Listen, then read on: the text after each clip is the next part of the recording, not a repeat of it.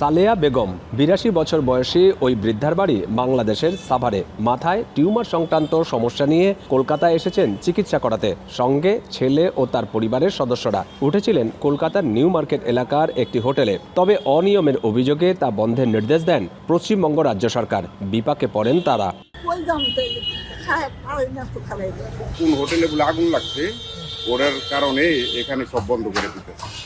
কারণ আমাদেরকে এই নিউ মার্কেট এরিয়ার বাইরে যেতে বলছে।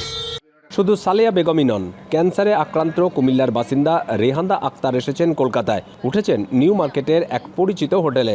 দ্বিতীয় কেমোথেরাপি দিতে হবে তাকে, কিন্তু তার আগে যদি হোটেল ছাড়তে হয় এ নিয়ে শঙ্কায় আছেন তিনি। এখানে তো একটু সেফ আছি, ভালো আছি, পরিবেশটাও ভালো লাগছে, ওরাও ভালো আমাদেরকে সিকিউরিটি দিচ্ছে।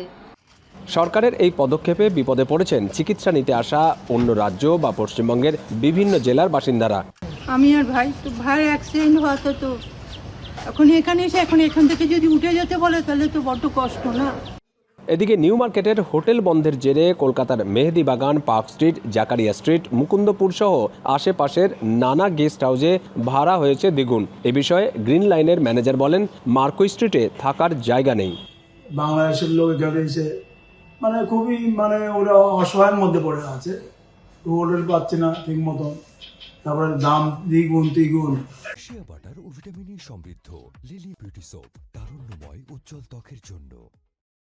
শুধু পর্যটকরাই নয়, হোটেল বন্ধের সিদ্ধান্তে বিপাকে ট্যাক্সি চালকরাও। পর্যটকরা না আসলে ব্যবসা খারাপ হবে বলে শঙ্কা তাদের। 100-র মতো হোটেল বন্ধ করে দিয়েছে, কি লাভ? আমাদের খেতে সব থেকে ভালো করে পয়জন দিয়ে দিক, মরে যায়। কলকাতার মিনি বাংলাদেশ নামে পরিচিত এই নিউ মার্কেট বাংলাদেশিদের পছন্দের জায়গা। দীর্ঘ 2 বছর পর গত জুলাইয়ে বাংলাদেশিদের জন্য ভারতীয় পর্যটন ভিসা চালুর ঘোষণা দেওয়ার ফলে আশার আলো দেখা শুরু নিউ মার্কেট এলাকায়। কিন্তু গেল মঙ্গলবার গভীর রাতে আবাসিক হোটেলে অগ্নিকাণ্ডে ফের উল্টে পাল্টে যায় সবকিছু। দীপক দেবনাথ, এখন কলকাতা।